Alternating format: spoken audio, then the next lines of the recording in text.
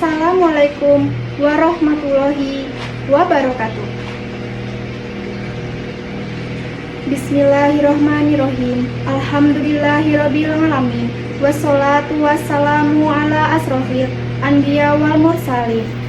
Sayyidina wa maulana Muhammadin wa ala alihi wa sahbihi ajma'in. Amma ba'du. Sumangga kita ngaturaken puji syukur dumateng ngarsanipun Allah Subhanahu wa taala ingkang sampun paring rahmat. Nikmat saha hidayahipun dumateng umatipun. Saengga kita sedaya saged makempal wonten mriki kanthi sehat wal afiat. Bapak Kepala Desa ingkang kinurmatan, Bapak Ketua RW saha RT ingkang kinurmatan, para tamu undangan saha para rawuh ingkang kinurmatan. Saderengipun kapurwakan lampahing tata adicara tirakatan mahargya HUT RI langkung rumiyin badhe kawula aturaken menggah rerancening adicara ingkang sampun sinanggit. Nuwun inggih setunggal pambuka kalih lagu Indonesia Raya, 3 tanggap wacana Kepala Desa Tlogosari, sekawan tanggap wacana Ketua RW, gangsal tanggap wacana Ketua RT, 6 acara inti, 7 doa, 8 panutup. Kangge murwakani adicara ingkang kaping sepisan, sumangga kita sedaya maos basmalah sesarengan. Bismillahirrahmanirrahim. Adicara ingkang kaping kalih inggih menika nembang lagu Indonesia Raya. Para rawuh katuran jumeneng. Para rawuh katuran lenggah sumangga.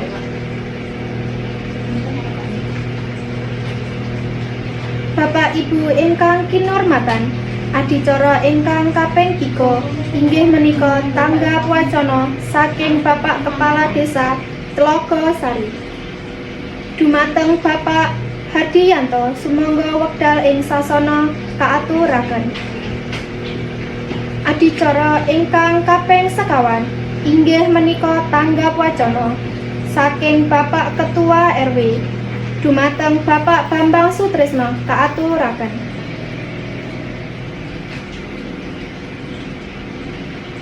Adicara ingkang kaping gangsal inggih menika tanggap wacana saking Bapak Ketua RT dumateng Bapak Budi Santoso kaaturaken.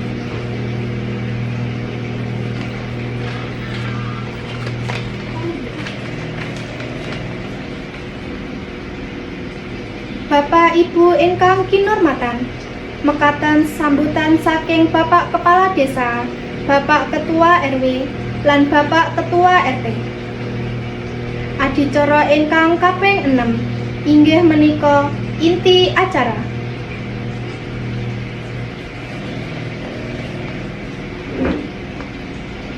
Adicara ingkang kaping 7 inggih menika doa. Dumateng Bapak Joko Damono kaaturaken.